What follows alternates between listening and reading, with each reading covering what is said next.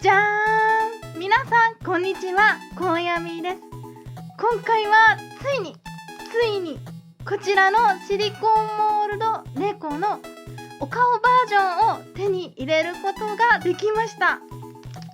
もともとね、このくまちゃんと猫の全身と肉球のモールドは持っていたのですが、このモールドを購入した時、ちょっと手持ちの現金がなくてこちら購入することができなかったのですが、昨日セリアに行く機会があったので寄ってみたら、こちら最後の一つが売っていました。そう、最後の一つだったんだよ。よかった、手に入れることができてで、今回はこちらのシリコンモールドを使って柑橘系猫ちゃんを作っていきたいと思います。で、こちらは完成サイズが大きい猫ちゃんで縦14、横15ミリあります。で、ちっちゃい猫ちゃんは縦9、横10ミリという1センチ以下の猫ちゃんを作ることができます。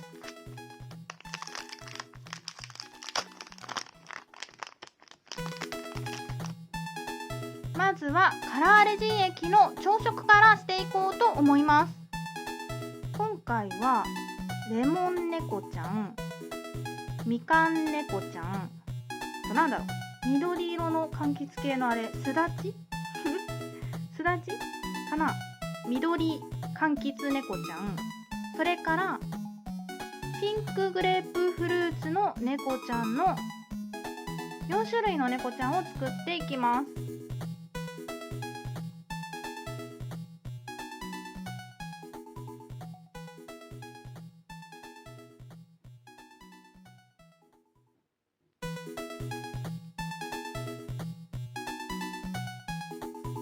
下は濃く着色して上は薄く着色していこうと思います。今宝石の雫イエローを混ぜたのですが、レモン色っぽくないので少し蛍光色の黄色を混ぜていきたいと思います。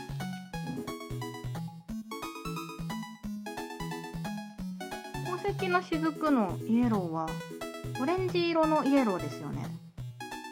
細かい色の調整は最後にしていくので、とりあえずパパッと混ぜていこうと思います。レジンは基本的に朝食から始めてあげると効率的に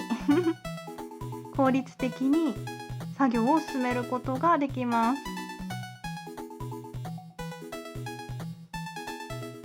柑橘系の作品を作るときは黄色を少し混ぜてあげるといい感じに色が明るくなって清涼感が出ます。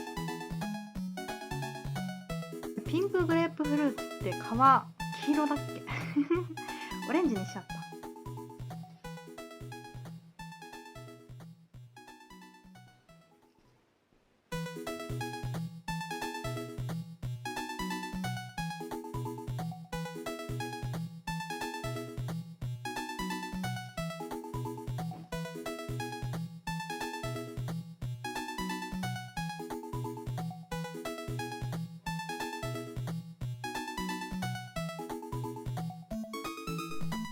混ぜ合わせることができたら、今回結構隣同士が密接しているのでレジン液が隣の色とつながってしまうことがあります。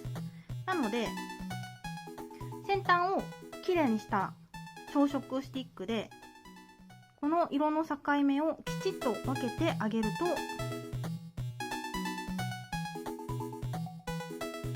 色が混ざりにくくなります。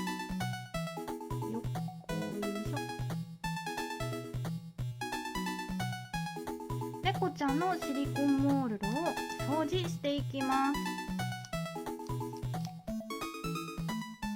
そしたら薄く着色したレジン液を入れていきます。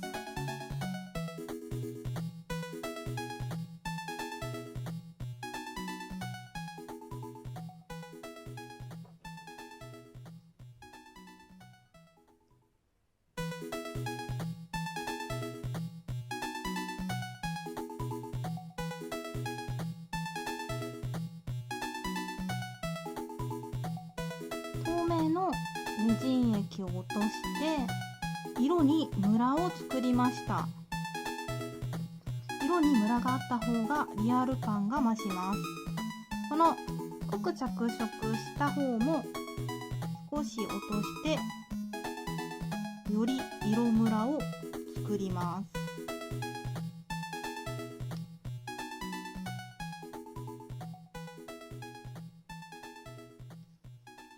こんな感じでレジン液を注ぎ込むことができたら、レジン用ライトで固めてきます。ちなみに今回はあえて気泡を処理していません。今回の作品は気泡がちょこっとあった方が可愛いです。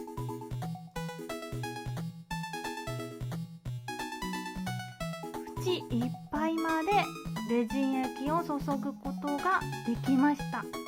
ちなみに表面からだけではなくて裏側からもレジンライトの光をたっぷりと浴びせました。レジンが固まる時に発生する硬化熱が冷めるまで放置します。いい感じで色ムラができています。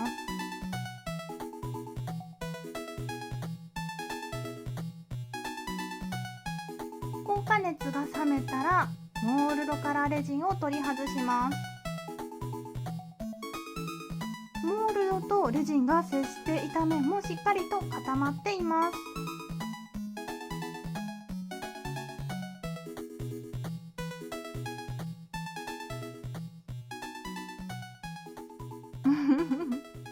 なんか色合いがくまのプーさんに似ていますね。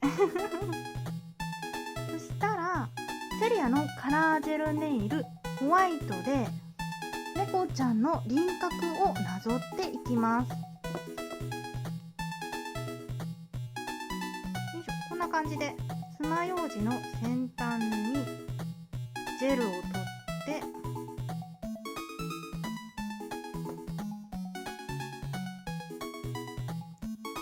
輪郭をなぞっていくとやりやすいかなと思います。線は細すぎず太すぎず 0.5 ミリから1ミリくらいがいいかな。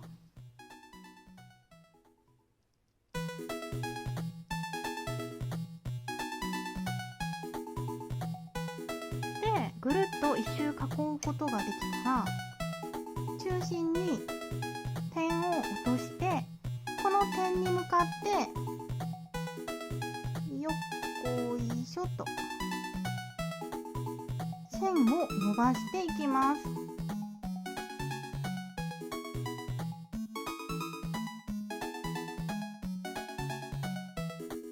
線は綺麗なまっすぐな線よりもペコペコとした線を描きます。まっすぐになっちゃってるけどね。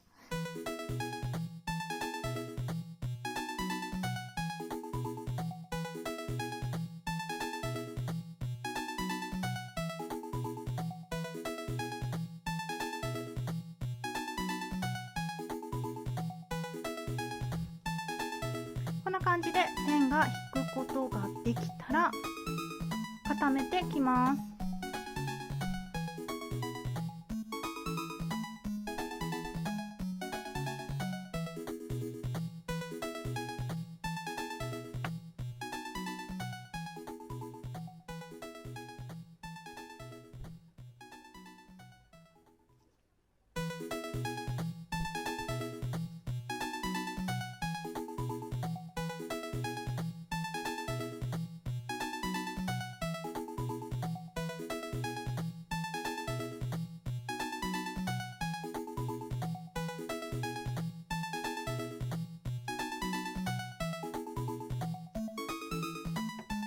よし、大きい方が終わったので小さい方にも白い線を刻んでいきます。大きい方は 0.5 ミリから1ミリくらいの太さで線を描いたのですが、小さい猫ちゃんにはさらに細い線を刻んでいきます。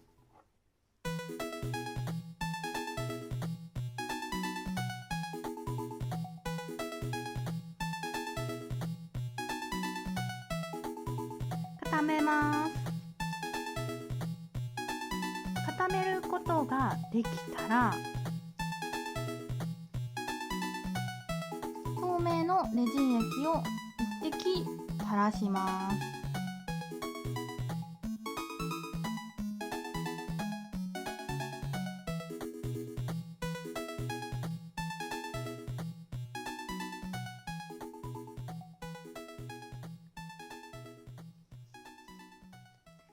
こちらシリコン筆なのですが、この筆で伸ばし広げます。このね、白い模様を覆うようにして伸ばし広げていきます。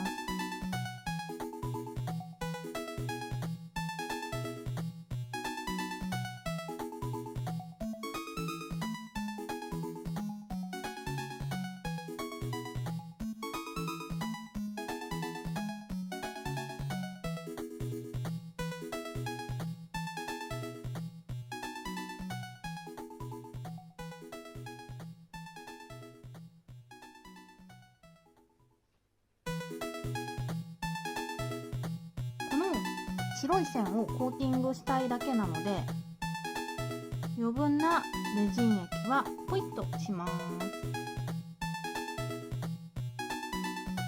固めます。固めることができたら、細い筆でこうちょんちょんと白い筋と種を描いていきます。固めます。固めることができたら、もう一回透明のレジン液を薄く重ねます。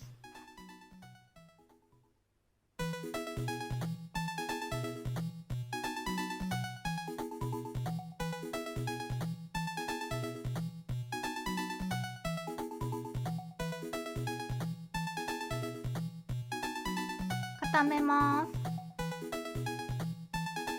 固めることができたら、アイシングジェルを用意します。セリアのアイシングジェルでもいいのですが、このちっちゃい猫ちゃんは細かい作業になってしまうので、より粘度の高いこちらのアイシングジェルを使用します。ここに三角形があるの分かりますかね。この三角形の中にレモンの粒々を描いていきます。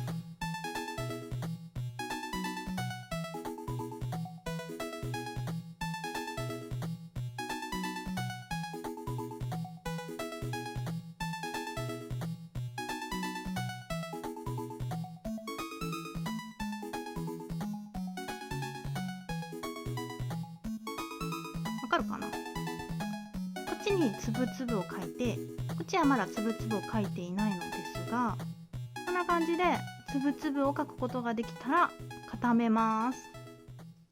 固めることができたら、先ほど描いた粒々の上にアイシングジェルをもう一回重ねてぷっくりさせます。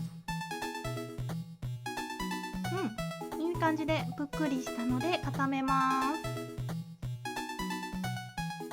固めることができたら、同じ手順で粒々を増やしていきます。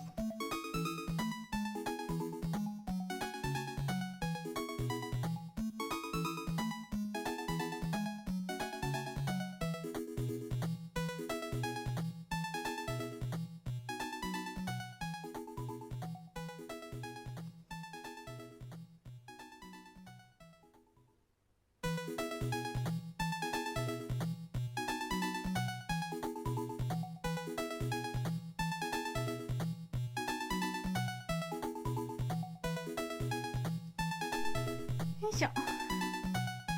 粒々をたっぷり描きました。この粒々を足したレモン猫ちゃんだけみずみずしさが増しているのが分かりますかね。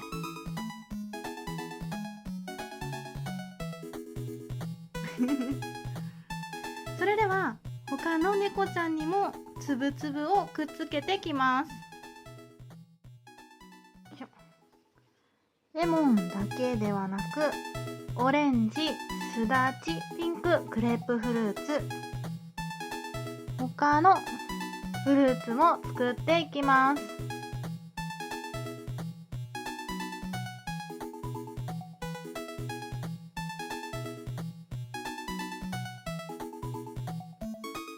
今回の作品一つだけでも結構時間がかかるのでこのように量産しようと思うとかなり時間がかかります。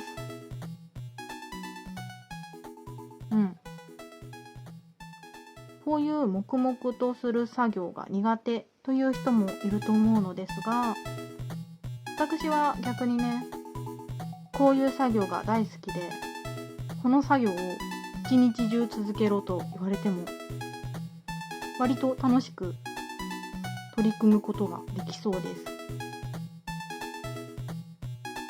ただ集中すると私周りの音が聞こえなくなるんですよね。こう仕事場とかで集中する作業をしてしまうと誰かに話しかけられても全く気づくことができず怒られてしまうことがよくありましたいやもう本当にね、聞こえないんだよ。無視しているんじゃなくて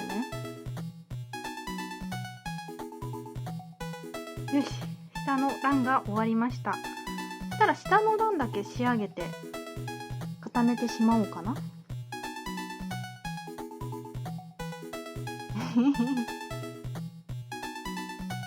なんか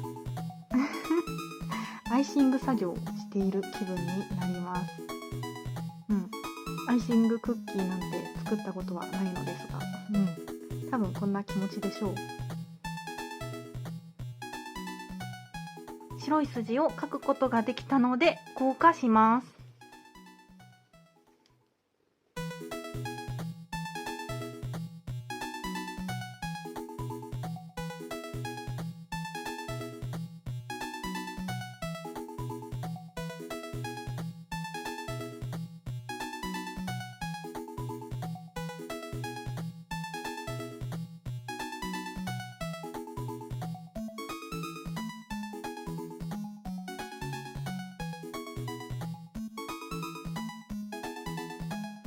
よし、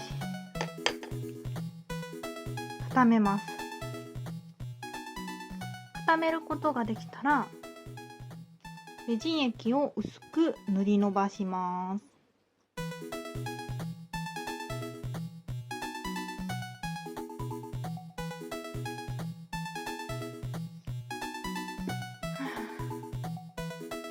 なんかどれも美味しそう。お腹が空いてきました。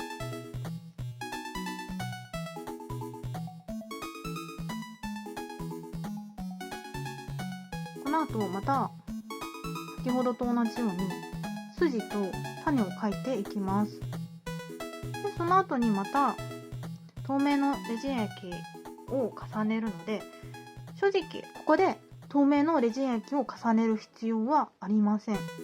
ですがなぜあえて塗っているのかというと、レジン液を薄く塗り広げようと思うと塗りムラができやすいです。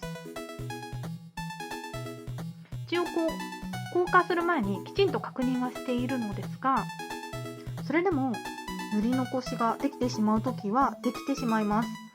なので2回重ねてあげることで塗り残しの可能性をぐっと下げることができます。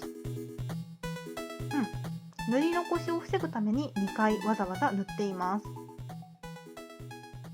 固めます。固めることができたら筋と種を描いていくのですが、筋と種を描くときはこう全部一気に描いてから固めるのではなくて、一つ変えたら固めて、もう一つ変えたら固めてと一つずつ固めていった方がはっきりとした線を刻むことができます。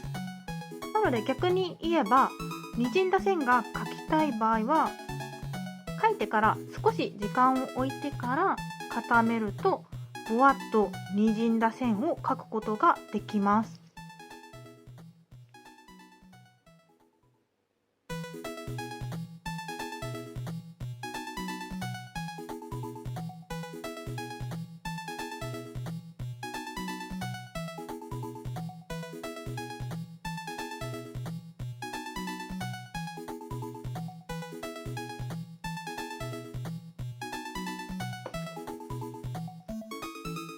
グレープフルーツって好き嫌いが分かれますよね。皆さんはグレープフルーツ食べることができますか？なんか薬によってはグレープフルーツのジュース飲むことできませんよね。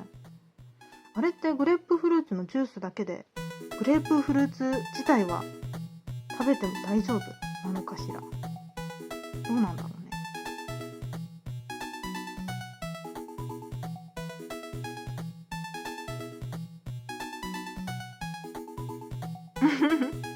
なんかさ、この筋今描いているのですが、花火に見えてしょうがない。皆さんは花火今年見に行きますか？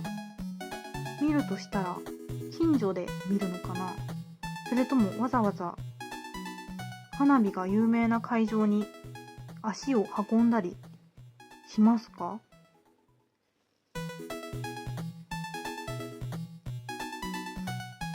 私は数年前にちょっと有名な人がたくさん集まるような花火大会に行ったことがあるのですが、人が多すぎて人に酔ってしまって、もう具合悪くて花火を楽しむどころじゃなくなってしまい、それ以降花火すら見なくなりました。手持ち花火はするんだけどね。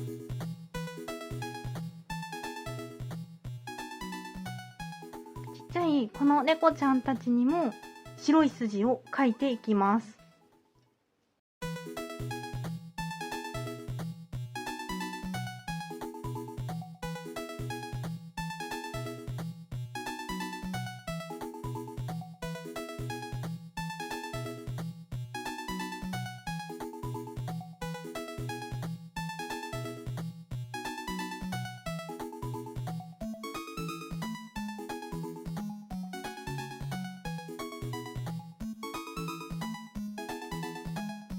固めます。固めることができたら、透明のレジン液を薄く塗りのばして細かい筋を描いていきます。もし難しそうだったら、このちっちゃい猫ちゃんたちは細かい筋を描かなくても大丈夫です。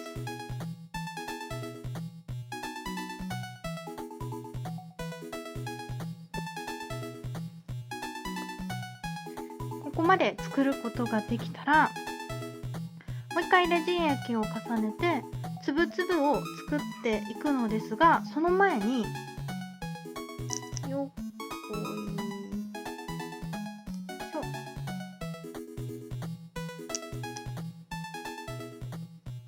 この裏面にもこれと同じ模様を刻みたいので、裏面にも白い筋を描いていきます。そう、両面やるのはかなり手間ですが、その分ぐっと可愛くなるので、裏面も気合い入れて制作していきます。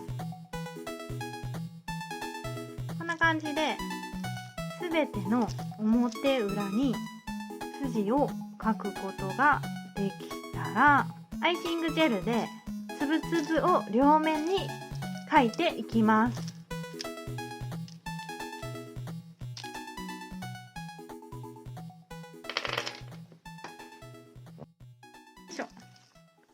すべての柑橘猫ちゃんにつぶつぶを描くことができました。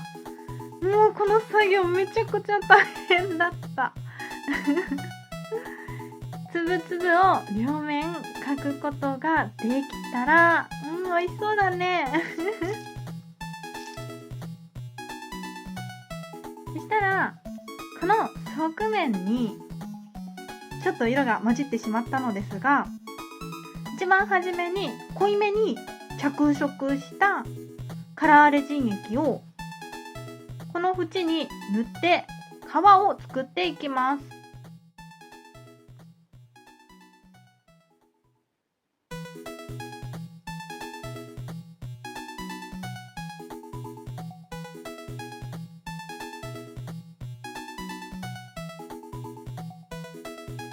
こんな感じでいいかな？見て、より本物っぽくなりました他の猫ちゃんもぐるっと囲ってきます。じゃーん、こんな感じで皮をつけてきました。で、このピンクグレープフルーツだけ皮をつけたら少し違和感があったので、あえて皮をつけるのをやめました。そしたらこちら UV カットのスプレーをここにブシューっと吹きかけてきます。